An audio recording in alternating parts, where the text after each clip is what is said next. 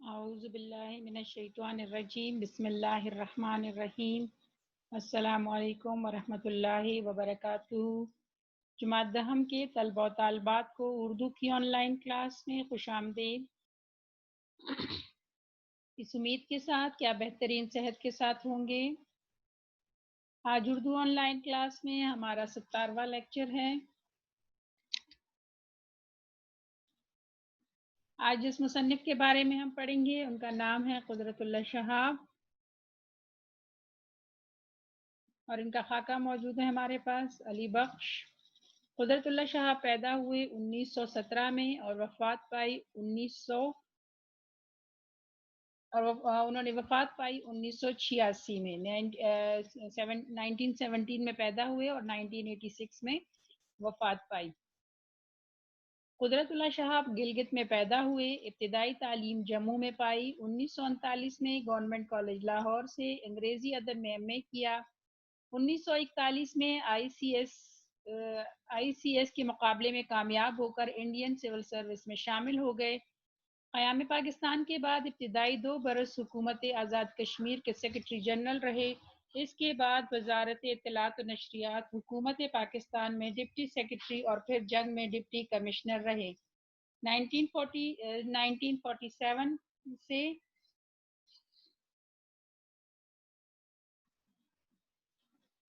1954 سے 1962 یعنی 1954 سے 1962 تک گورنر جنرل غلام محمد، صدر سکندر مرزا اور صدر ایوب خان کے سیکرٹری رہے۔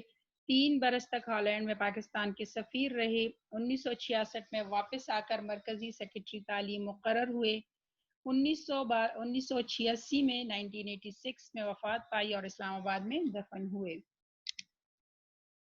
وہ زبان و بیان پر دسترس رکھتے تھے۔ ان کا اسلوب سادہ ہے، وہی ہما ان کی تحریروں میں بڑی جاذبیت اور دلکشی ہے۔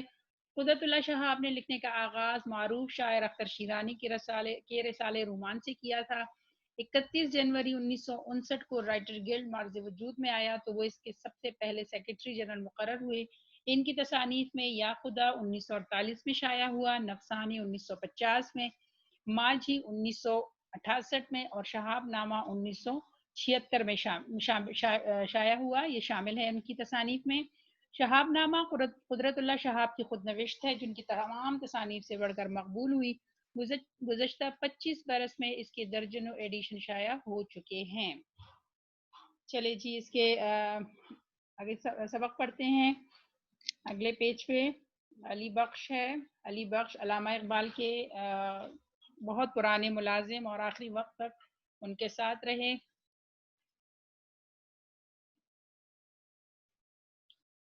اس کے بارے میں انہوں نے بتایا ہے، جیسے کہ آپ لوگ پہلے بھی پڑھ چکے ہو، خاکہ جو ہے کہ کیا ہوتا ہے۔ خاکہ کسی کی کچھ خوبیوں کو ایسے بیان کرنا کہ وہ اس کی سوانح عمری نہ ہو لیکن اس سے ان کی زندگی کے بارے میں پتہ چل سکے۔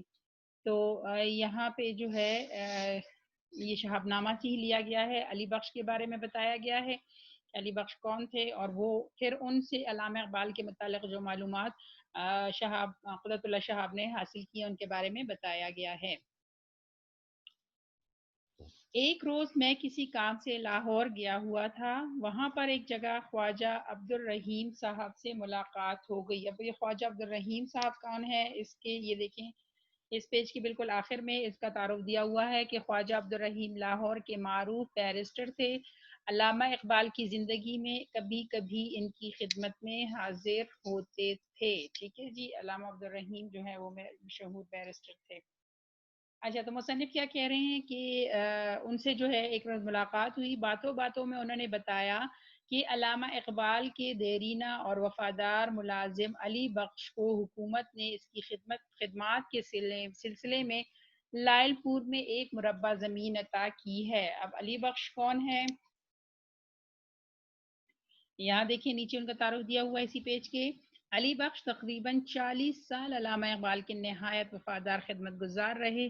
شادی کے کچھ عرصے بعد ان کی بیوی فوت ہو گئی تو انہوں نے پھر شادی نہیں کی۔ ٹھیک ہے جی، علامہ اقبال کے دیرینہ ملازم تھے اور 40 سال تک انہوں نے خدمت کی تھی علامہ اقبال کی۔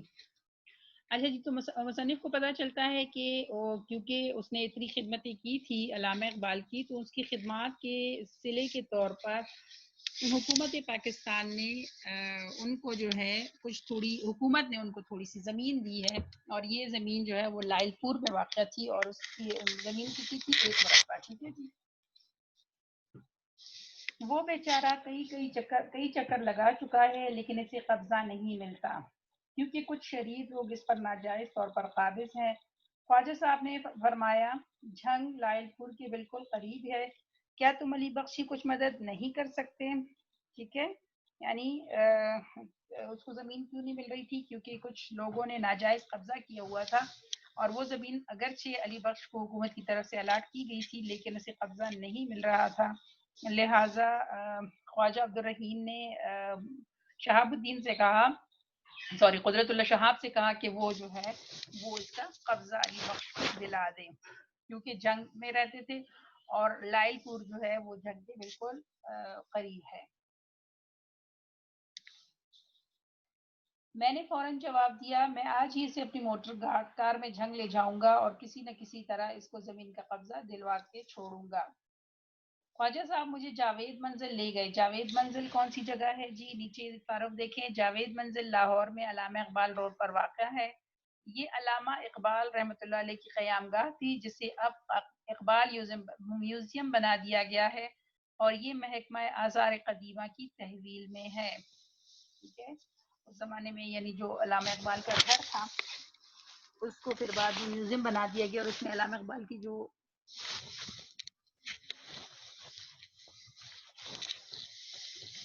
استعمال کی چیزیں ہیں وہ رکھی ہوتی ہیں، اور اب اس کو اقبال میوزیم کہا جاتا ہے۔ خواجہ صاحب مجھے جاوید منزل لے گئے اور علی بخش سے میرا تعارف کراتے ہوئے کہا، یہ جھنگ کے ڈپٹی کمشنر ہیں، تم فوراً تیار ہو کر ان کے ساتھ گاڑی میں بیٹھ جاؤ، یہ بہت جلد تمہاری زمین کا قبضہ دلوا دیں گے۔ علی بخش کسی قدر ہچکچائے اور بولا، سوچئے تو صحیح، میں زمین کا قبضہ لینے کے لیے کب تک مارا مارا پھروں گا؟ قبضہ نہیں ملتا تو کھائے کڑی، لاہور سے جاتا ہوں تو جاوید کا نقصان ہوتا ہے۔ کھڑی اس زمانے میں یعنی جیسے ہم کہتے ہیں نا، بھاڑ میں جائے یا چھوڑ دو، ختم ہو جائے، یا میری طرف سے جو ہے یعنی اپنی طرف سے بالکل اس کو ختم کر دینا۔ تو وہ کہہ رہا ہے کہ میں کب تک اس لیے مارا مارا پھروں گا، بس اب میں بار بار نہیں جا سکتا، کیونکہ جاوید کا نقصان ہوتا ہے۔ جاوید جو ہے علامہ اقبال کے صاحبزادے، ان کے بارے میں سوچ رہے تھے کہ جاوید بھی کیا کہے گا کہ بابا کن جھگڑوں میں پڑ گیا ہے۔ لیکن خواجہ صاحب کے اصرار پر وہ میرے ساتھ ایک آدھ روز کے لیے جنگ چلنے پر آمادہ ہو جاتا ہے۔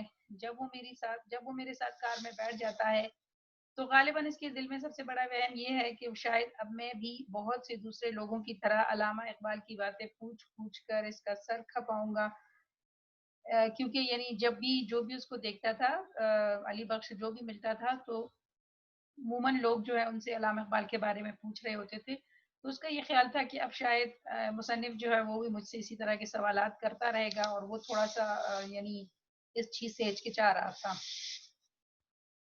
لیکن میں نے بھی عزم کر رکھا تھا کہ میں خود علی بخش سے حضرت علامہ کے بارے میں کوئی سوال نہیں کروں گا۔ اگر واقعی وہ علی بخش کی زندگی کا ایک جز ہے، تو یہ جوہر خود بخود عشق اور مشق کی طرح ظاہر ہو جائے گا۔ یعنی میں خود نہیں پوچھوں گا، لیکن اگر وہ اقبال سے واقعی محبت کرتے ہیں، اور وہ ان کی زندگی کا ایک لازمی حصہ ہے جو کہ تھے، تو مصنف کا یہ خیال تھا کہ جس طرح کہا جاتا ہے کہ عشق اور مشق چھپائے نہیں جو چھپتے، تو اسی طرح ان کا یہ جو علامہ اقبال سے محبت ہے وہ بھی چھپی نہیں رہے گی، اور وہ مجھے خود بتانے پر آمادہ ہو جائے گا۔ میری توقع پوری ہوتی ہے، اور تھوڑی سی پریشان کن خاموشی کے بعد علی بخش مجھے یوں گھورنے لگتا ہے کہ یہ عجیب شخص ہے جو ڈاکٹر صاحب کی کوئی بات نہیں کرتا۔ آخر اس سے رہا نہ گیا، اور ایک سینما کے سامنے بھیڑ بھاڑ دیکھ کر وہ بڑبڑانے لگا۔ بھیڑ بھاڑ دیکھ کر، رش دیکھ کر، یعنی بہت زیادہ لوگ جو ہیں وہاں پہ موجود تھے۔ مسجدوں کے سامنے تو کبھی ایسا رش نظر نہیں آتا، ڈاکٹر صاحب بھی یہاں یہی کہا کرتے تھے۔ دیکھیے، کیونکہ علامہ اقبال کے ساتھ ایک بہت قریبی تعلق رہ چکا تھا، اور علی بخش کو عادت تھی ہر بات میں ان کا ذکر کرنے کی، تو جب کچھ ٹائم ان سے نہیں پوچھا گیا، تو اس نے خود جو ہے وہ بات بتانا شروع کر دی، اور خود کسی نہ کسی بہانے سے علامہ اقبال کا ذکر کرنے لگے۔ ایک جگہ میں پان خریدنے کے لیے رکتا ہوں تو علی بخش بے ساختہ کہہ اٹھتا ہے ڈاکٹر صاحب کو پان پسند نہیں تھے. پھر شاید میری دلجوئی کے لیے مسکرا کر کہتا ہے ہاں حقہ خوب پیتے تھے, اپنا اپنا شوق ہے, پان کا ہو یا حقے کا. شیخ پورے سے گزرتے ہوئے علی بخش کو یاد آتا ہے کہ ڈاکٹر صاحب ایک بار یہاں بھی آئے تھے. یہاں پر ایک مسلمان تحصیلدار تھے جو ڈاکٹر صاحب کے پکے مرید تھے. انہوں نے دعوت دی تھی. ڈاکٹر صاحب کو پلاؤ اور سیخ کباب بہت پسند تھے. آموں کا بھی بڑا شوق تھا. وہ وفات سے کچھ 6 برس پہلے جب ان کا گلا پہلی بار بیٹھا تو کھانا پینا بہت کم ہو گیا. یعنی اب وہ یہ باتیں تھی کہ مصنف نہیں بھی پوچھ رہا تھا تو علی بخش آہستہ آہستہ ہر ایک جگہ سے اس کی یادیں چونکہ وابستہ تھی تو کہیں نہ کہیں اس کو کوئی بات یاد آ رہی تھی اور وہ مصنف کو خود بتاتا جا رہا تھا. اب علی بخش کا ذہن بڑی تیزی سے اپنے مرکز کے گرد گھوم رہا تھا اور بڑی سادگی سے ڈاکٹر صاحب کی باتیں سناتا جاتا ہے. ان باتوں میں قصوں اور کہانیوں کا رنگ نہیں بلکہ ایک نشے کی سی کیفیت ہوتی ہے. یعنی یہ نہیں کہ اپنی طرف سے بیان کیے جا رہے ہو یا ہم یہ کہہ سکتے ہیں کہ جو ہے کہانی کی صورت میں, بلکہ ایک جیسے اس کو علی بخش کو جیسے علامہ اقبال سے محبت تھی اور ان کا ذکر اس کو مزہ دے رہی تھی تو اس طرح اس طرز میں اس ترنگ میں آ کر اس کو بیان کر رہے تھے. جب تک علی بخش کا یہ نشہ پورا نہیں ہوتا غالباً اسے ذہنی اور روحانی تسکین نہیں ملتی. یعنی جب تک وہ ہر بات میں ڈاکٹر صاحب کا ذکر نہیں کر دیتے, علامہ صاحب کوئی بات نہیں بتا دیتے, مصنف کا یہ خیال ہے کہ شاید علی بخش کو اس وقت تک چین نہیں ملتا. صاحب جب ڈاکٹر صاحب نے دم دیا تو میں ان کے بالکل قریب تھا. یعنی جب ان کی آخری وقت کے بارے میں بتا رہا تھا کہ جب ان کی موت واقع ہوئی تو اس وقت میں ان کے بالکل قریب تھا. صبح سویرے میں نے انہیں فروٹ سیلڈ پلایا اور کہا کہ اب آپ کی طبیعت بحال ہو جائے گی, لیکن عین 5:10 پر ان کی آنکھوں میں ایک تیز تیز نیلی نیلی سی چمک آئی اور زبان سے اللہ ہی اللہ نکلا. میں نے جلدی سے ان کا سر اٹھا کر اپنے سینے پر رکھ لیا اور انہیں جھنجھوڑنے لگا, لیکن وہ رخصت ہو گئے تھے. کچھ عرصہ خاموشی طاری رہتی ہے. یعنی کچھ وقت یہ سانحہ بیان کرنے کے بعد کچھ وقت علی بخش وہ خاموش ہو جاتا ہے. پھر علی بخش کا موڈ بدلنے کے لیے میں بھی اس سے ایک سوال کر ہی بیٹھتا ہوں. حاجی صاحب کیا آپ کو ڈاکٹر صاحب کے کچھ شعر یاد ہیں؟ علی بخش ہنس کر ٹالتا ہے میں تو ان پڑھ جاہل ہوں, مجھے ان باتوں کی بھلا کیا عقل. میں نہیں مانتا. میں نے اصرار کیا آپ کو ضرور کچھ یاد ہوگا.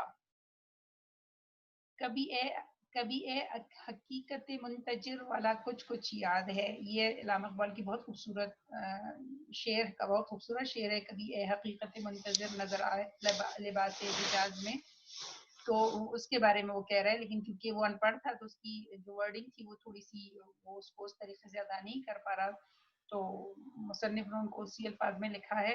لیکن وہ کہہ رہا ہے کہ مجھے یہ کچھ کچھ یاد ہے.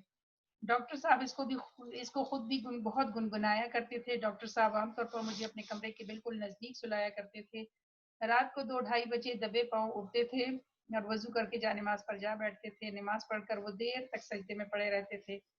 فارغ ہو کر بستر پر آ لیٹتے تھے. میں حقہ تازہ کر کے لا رکھتا تھا. کبھی کبھی 1-2 کش لگا لیتے تھے, کبھی آنکھ لگ جاتی تھی. بس صبح تک اسی طرح کروٹیں بدلتے رہتے تھے. میرا ڈرائیور احتراماً علی بخش کو سگریٹ پیش کرتا ہے, لیکن وہ غالباً حجاب میں آ کر قبول نہیں کرتا, شرم کے مارے. یعنی میں ساتھ بیٹھا ہوں. ڈاکٹر صاحب میں ایک عجیب بات تھی. کبھی کبھی رات کو سوتے سوتے انہیں ایک جھٹکا سا لگتا اور مجھے آواز دیتے. انہوں نے مجھے ہدایت کر رکھی تھی کہ ایسے موقع پر میں فوراً ان کی گردن کی پچھلی رگوں اور پٹوں کو زور زور سے دبایا کروں. تھوڑی دیر کے بعد وہ کہتے تھے بس, اور میں دبانا چھوڑ دیتا تھا. اس وجہ سے وہ مجھے اپنے نزدیک سلایا کرتے تھے, یعنی رات کو ان کی طبیعت خراب ہو جاتی تھی تو اس لیے علی بخش جو ہے ان کے قریب سوتے تھے. ہر چند میرا دل چاہتا ہے کہ میں علی بخش سے سرودات کے متعلق مزید کچھ استفسار کروں, لیکن میں اس کی ذہنی ربط کو توڑنے سے ڈرتا ہوں. یہ اب مصنف کے خیالات تھے اور علی بخش جو ہے وہ اپنی لے میں لگا ہوا ہے. ڈاکٹر صاحب بڑے درویش آدمی تھے. گھر کے خرچ کا حساب کتاب میرے پاس رہتا تھا. میں بڑی کفایت سے کام لیتا تھا. ان کا پیسہ ضائع کرنے سے مجھے بڑی تکلیف ہوتی تھی. اکثر اوقات ریل کے سفر کے دوران میں کئی اسٹیشن بھوکا رہتا تھا کیونکہ وہاں روٹی مہنگی ملتی تھی. لیکن ڈاکٹر صاحب ناراض ہو جاتے تھے, کہا کرتے تھے علی بخش انسان کو ہمیشہ وقت کی ضرورت کے مطابق چلنا چاہیے, خواہ مخواہ ایسے ہی بھوکے نہ رہا کرو. اب اس مربے کے ٹنٹے کو ہی دیکھ لیجئے. ٹنٹا کہتے ہیں جی مسئلے کو, ٹھیک ہے, کہ اب وہ اپنے بارے میں بیان کر رہے ہیں کہ اب یہ جو میرا مطلب زمین کا جو مسئلہ آ گیا اب اسی کو دیکھ لو کہ اس کی وجہ سے بار بار جو ہے وہ مجھے جانا پڑ رہا ہے.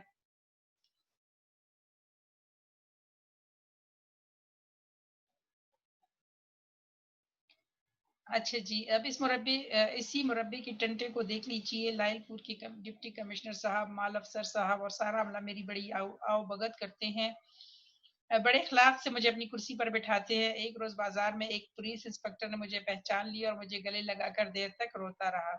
یہ ساری عزت ڈاکٹر صاحب کی برکت سے ہے۔ مربے کی باغ دوڑ میں میرے سر پر کچھ قرضہ بھی چڑھ گیا ہے، لیکن میں اس کے لیے بار بار لاہور کیسے چھوڑوں؟ جاوید کا نقصان ہوتا ہے۔ ٹھیک ہے جی، انہوں نے بتایا علی بخش نے کہ میں ہی سارا حساب کتاب دیکھتا تھا علامہ اقبال کا، لیکن پھر وہ کہہ رہے ہیں کہ میں کبھی بھی اپنی ذات پر زیادہ خرچ نہیں کرتا تھا، اگرچہ علامہ اقبال بھی اس بات پر ناراض بھی ہوتے تھے، لیکن میں جو ہے بچت کرتا تھا۔ پھر وہ یہ بتا رہے ہیں کہ اس مربے کے چکر میں جو ہے، یعنی بار بار لاہور آنے جانے کی وجہ سے مجھے کچھ قرضہ بھی ہو گیا ہے، اور اب میں مطلب بار بار اس کو چھوڑ کر آتا ہوں تو اس سے جاوید کو نقصان ہوتا ہے، جو مجھے اچھا نہیں لگتا۔ سنا ہے اپریل میں جاوید چند مہینوں کے لیے ولایت سے لاہور آئے گا۔ جب وہ چھوٹا سا تھا ہر وقت میرے ساتھ ساتھ رہتا تھا۔ اللہ کی کرم سے اب بڑا ہوشیار ہو گیا ہے۔ جب اس کی والدہ کا انتقال ہوا تو وہ اور منیرہ بی بی بہت کم عمر تھے۔ اب منیرہ بی بی کون ہے؟ یہ علامہ اقبال کی بیٹی منیرہ، جسے علامہ پیار سے بانو کہا کرتے تھے۔ منیرہ میاں صلاح الدین سے بیاہی گئی، جو لاہور کے معروف شخصیت میاں امیر الدین کے بیٹے تھے۔ ڈاکٹر صاحب نے نرس کے لیے اشتہار دیا، بے شمار جواب آئے۔ ایک بی بی نے تو یہ لکھ دیا کہ ڈاکٹر صاحب کے ساتھ شادی کے لیے بھی تیار ہے۔ ڈاکٹر صاحب کسی قدر پریشان ہوئے اور کہنے لگے، علی بخش دیکھو تو صحیح اس خاتون نے کیا لکھا ہے۔ میں بڈھا آدمی ہوں، اب شادی کیا کروں گا؟ لیکن پھر علی گڑھ سے ایک جرمن لیڈی آ گئی۔ جرمن لیڈی کون تھی؟ اس سے مراد ڈورس احمد، جو حیات اقبال کے آخری 2 برسوں میں علامہ کے بچوں کی تعلیق اور نگران کے طور پر جاوید منزل میں مقیم رہی۔ وہ علی گڑھ مسلم یونیورسٹی کے پروفیسر کی سالی تھی۔ یہ جرمن سے آئی تھی، اور یہ جو ہے اقبال کے آخری زندگی کے آخری 2 سال جب ان کے تھے تو وہاں اس دوران وہ ان کے بچوں کی استاد بھی تھی اور ان کی دیکھ بھال بھی کرتی تھی۔ علی بخش کا تخیل بڑی تیز رفتاری سے ماضی کی دلدلکوں میں پرواز کر رہا ہے۔ زندگی کے ہر موڑ پر اسے اپنے ڈاکٹر صاحب یا جاوید یا منیرہ بی بی کی کوئی نہ کوئی خوشگوار یاد آتی رہتی ہے۔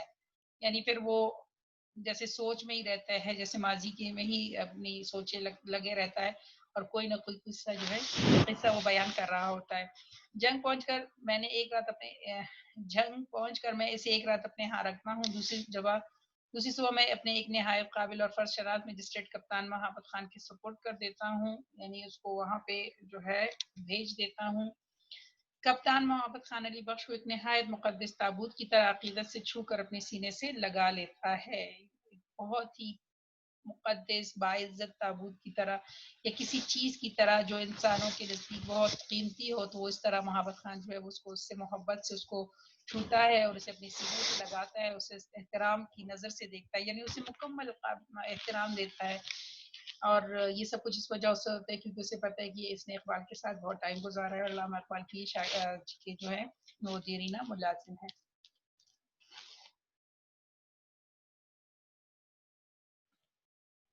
اور اعلان کرتا ہے کہ ولی بخش کو آج ہی اپنے ساتھ لائل پور لے جائے گا اور اس کی زمین کا قبضہ دلا کر ہی واپس لوٹے گا۔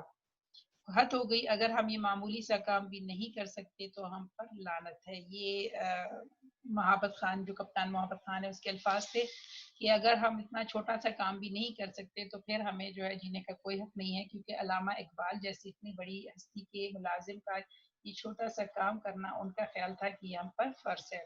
شہاب نامے سے جی یہ لیا گیا تھا یہ خاکہ، اور اس میں علی بخش یہ جو کہ علامہ اقبال کے ملازم ہیں اس کے بارے میں بتایا گیا تھا۔ سوالات کے جوابات دیکھ لیتے ہیں۔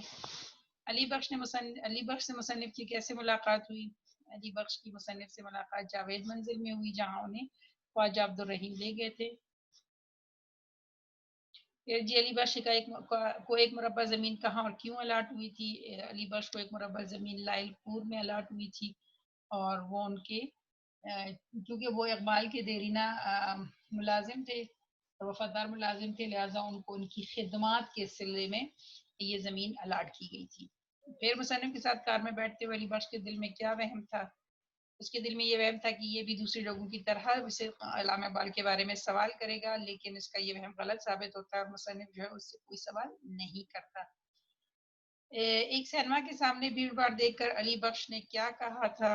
ایک سینما کے سامنے جب وہ بہت زیادہ رش دیکھا تو اس نے کہا تھا کہ مسجدوں کے سامنے تو کبھی ایسا رش نہیں ہوتا، اور علامہ اقبال بھی یہی کہا کرتے تھے۔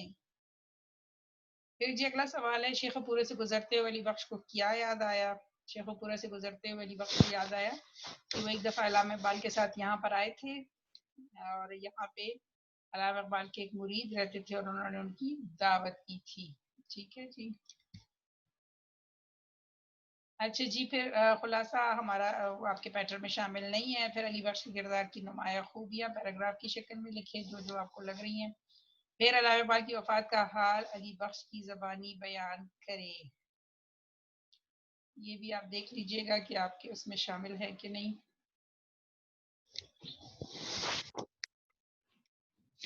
منٹ میں بھی آپ کو بتاتی ہوں کہ یہ سوال جو ہے وہ شامل ہے کہ نہیں۔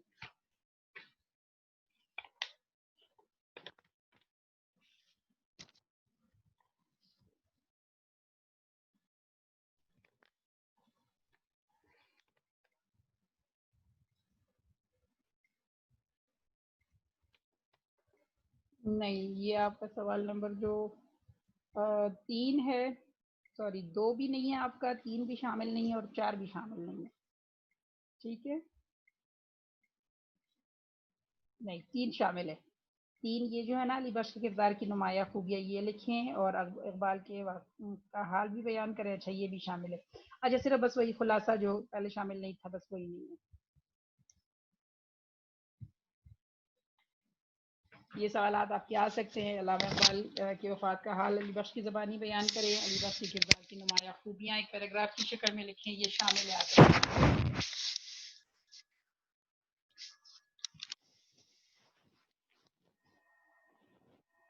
جی پھر سوال نمبر 5 آپ کا ہے، یہ بھی شامل ہے۔ قبضہ نہیں ملتا تو کھائے کڑی، یہ اس کا آپشن صحیح ہے۔ پھر علی بخش کے مطابق اقبال اکثر بیت گنگناتے تھے، کبھی یہ حقیقت منتظر گنگناتے تھے۔ ڈاکٹر صاحب بڑے ڈیش آدمی تھے، درویش آدمی تھے۔ پھر علی گڑھ سے ایک جرمن لیڈی آ گئی۔ کپتان محبت علی علی بخش کو ایک نہایت مقدس تابوت کی طرح عقیدت سے چھو کر اپنے سینے سے لگا لیتا ہے۔ پھر یہ MCQ ہے آپ کے۔ سبق علی بخش کس کتاب سے لیا گیا ہے؟ سبق علی بخش جو ہے وہ شہاب نامہ سے لیا گیا ہے۔ آپشن نمبر 1 اس کا آنسر ہے۔ مصنف کام کے سلسلے میں کہاں گئے تھے؟ وہ جو ہے لاہور گئے تھے۔ ٹھیک ہے جی۔ علی بخش کو زمین کہاں دی گئی تھی؟ علی بخش کو زمین لائل پور میں دی گئی تھی۔ آخری عمر میں علامہ محمد اقبال کا کھانا پینا کم ہو گیا تھا بڑھاپے کے گلے کی خرابی کی وجہ سے۔ نمبر 3 اس کا جو ہے صحیح آپشن ہے۔ علی بخش کے مطابق ڈاکٹر محمد اقبال کی پسندیدہ خوراک تھی پلاؤ اور سیخ کباب، یہ آپشن نمبر 3 اس کا صحیح آنسر ہے۔ حکومت نے علی بخش کو کتنی زمین الاٹ کی تھی؟ 1 مربع۔ ٹھیک ہے جی، نمبر 2 اس کا آپشن صحیح ہے۔ علامہ محمد اقبال کو کون سا پھل پسند تھا؟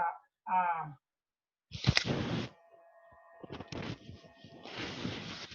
پھر جی ڈاکٹر محمد اقبال رات کتنے بجے جانماز پر جا بیٹھتے تھے؟ 2-2:30 بجے۔ یہی کیا تھا؟ 2-2:30 بجے، جی یہ تھا آپشن نمبر 4۔ پھر جی ڈاکٹر محمد اقبال کو سوتے ہوئے جھٹکا لگتا تو کیا کرتے تھے؟ نمبر 2 جو ہے اس کا صحیح آپشن ہے، علی بخش سے گردن کے پٹے دبواتے۔ پھر جی کوسچن نمبر 7 آپ کا ہے، سبق کو مد نظر رکھ کر درست اور غلط ہے نشاندہی کریں۔ سوال نمبر 7 جو ہے وہ شامل نہیں ہے۔ ٹھیک ہے جی، سوال نمبر 7 شامل نہیں ہے۔ نمبر 8 جو ہے وہ بھی شامل نہیں ہے۔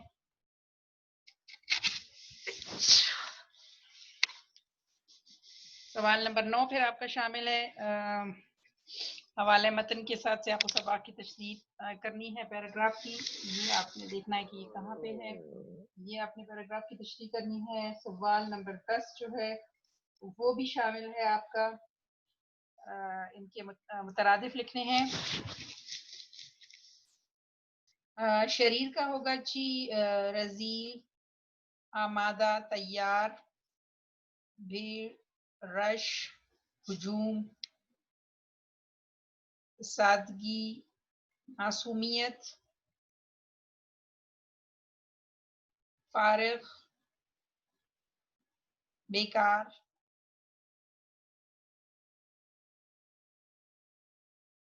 مقدس، پاک، خوشگوار، خوبصورت بھی ہو سکتا ہے اس کا، مسحور کن بھی ہو سکتا ہے. ٹھیک ہے جی، چلیے جی الحمدللہ چیپٹر ہمارا کمپلیٹ ہو گیا، اس کی مشق بھی ہو گئی. آپ نے پیراگراف کی سلیس کر لینی ہے، یہ پیراگراف دیکھ لیجیے گا جو بھی ہوگا.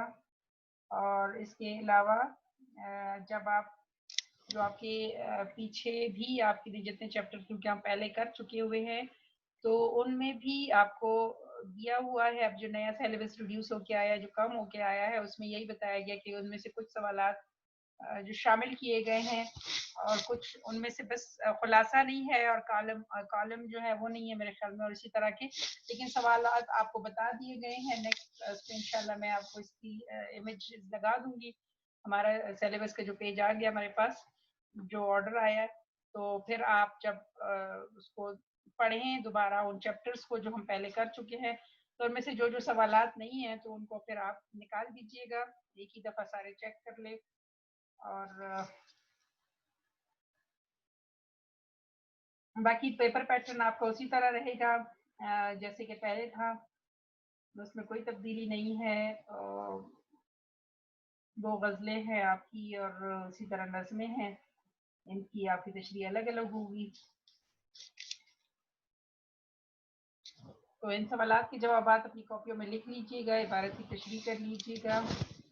اپنا بہت سارا خیال رکھیں، ہمیں بھی دعاؤں میں یاد رکھیں اور ایگزامس کی تیاری بہت اچھے سے کرنا شروع کر دیں. ٹھیک ہے جی، اللہ حافظ.